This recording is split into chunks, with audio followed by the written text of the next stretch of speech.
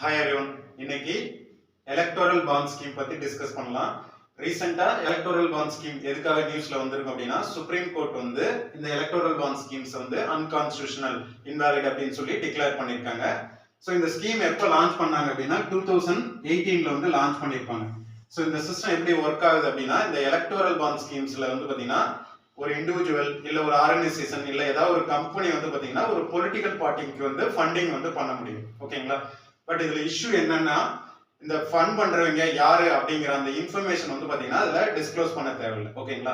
Registered பேங்க்ல வந்து பாத்தீங்கன்னா 1000 up to 1 crore வரைக்கும் வந்து பாத்தீங்கன்னா நம்ம வந்து ஒரு பொலிட்டிக்கல் பார்ட்டிக்கு வந்து கான்ட்ரிபியூட் பண்ண முடியும். ஓகேங்களா? சோ இந்த ஸ்கீம்ல தான் வந்து பாத்தீங்கன்னா 2018ல இருந்து இப்போ வரைக்கும் வந்து பாத்தீங்கன்னா நிறைய பேர் வந்து கான்ட்ரிபியூட் பண்ணிருப்பாங்க பொலிட்டிக்கல் பார்ட்டிஸ்க்கு.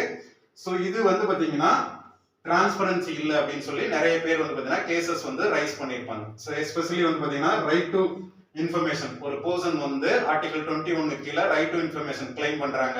சோ பொலிட்டிக்கல் பார்ட்டிக்கு எப்படி ஃபண்ட் வந்துச்சு அப்படின்னு கேக்குறாங்கன்னா இதெல்லாம் வந்து பாத்தீங்கன்னா இன்ஃபர்மேஷன் வந்து எக்ஸம்ஷன்ல இருக்கு அப்படிங்கிற மாதிரி இதுல வந்து பாத்தீங்கன்னா சில இஷ்யூஸ் இருந்தது. சோ டிரான்ஸ்பரன்சி இல்ல அப்படின்னு சொல்லி நிறைய பேர் ரைஸ் பண்ணிருப்பாங்க. இதுல வேற எந்த ஆக்ட் வந்து எக்ஸாம் ரிலேட்டடா கனெக்ட் ஆயிருக்கு அப்படின்னு பாத்தீங்கன்னா ரெப்ரசன்டேஷன் ஆஃப் பீப்புள் ஆக்ட் 1951 கீழ ஒரு பொலிட்டிக்கல் பார்ட்டி வந்து பாத்தீங்கன்னா இல்ல ஒரு இண்டிவிஜுவல் வந்து டிரான்ஸ்பரன்சி இல்ல குவாலிஃபிகேஷன் டிஸ்குவாலிஃபிகேஷன்லாம் வந்து பாத்தீங்கன்னா ஃபிக்ஸ் பண்ணிருப்பாங்க. சில கண்டிஷன்ஸ்லாம் இருக்கும். அதை நீங்க வந்து ஃபுல்ஃபில் பண்ணல அப்படின்னா அது வந்து பாத்தீங்கன்னா ஒரு எம்பி இல்ல எம்எல்ஏ வந்து பாத்தீங்கன்னா டிஸ்குவாலிஃபை ஆகிற கண்டிஷன்ஸ் இருக்கும். சோ அதுல வந்து என்ன சொல்லிருப்பாங்கன்னா பொலிட்டிக்கல் பார்ட்டிக்கு வர ஃபண்டிங்லாம் வந்து பாத்தீங்கன்னா டிஸ்க்ளோஸ் பண்ணணும் அப்படிங்கிற ஒரு இது இருக்கும், டீடைல் இருக்கும். ஓகேங்களா? பட் இதுக்காக இது ரிலேட்டடா ஒரு ஆக்ட் வந்து பாத்தீங்கன்னா அமெண்ட்மென்ட் பண்ணிருப்பாங்க, ஃபினான்ஸ் ஆக்ட் 2017. ஓகேங்களா? சோ இதெல்லாம் வந்து பாத்தீங்கன்னா எக்ஸம்ஷன்ல வந்து பாத்தீங்கன்னா இதை இன்க்ளூட் பண்ணிருப்பாங்க. சோ இது லாங் டர்ம் வந்து பாத்தீங்கன்னா ஒரு இஷ்யூவா இருந்திருக்கும்.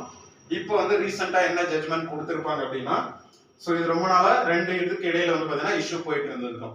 வோட்டர்ஸ் ரைட் முக்கியமா இல்ல வந்து பாத்தீங்கன்னா இந்த ஃபண்ட்ஸ் வந்து பாத்தீங்கன்னா ப்ராப்பரா வந்து எப்படி டிஸ்சார்ஜ் பண்ண முடியும் த்ரூ எலக்ட்ரானிக் டிரான்ஸ்ஃபர் மூலம் வந்து பாத்தீங்கன்னா இன்ஃபர்மேஷன் வந்து கரெக்டா டிஸ்க்ளோஸ் பண்ண முடியும், பிளாக் மணி வந்து பாத்தீங்கன்னா அதை லீட் பண்ணல அப்படிங்கிற மாதிரி ரெண்டு இதுக்கு இடையில வந்து பாத்தீங்கன்னா இஷ்யூ போயிட்டு இருந்தது. பட் இப்போ என்ன சொல்லியிருப்பாங்க அப்படின்னா ஓட்டர்ஸோட ரைட்டு தான் முக்கியம்.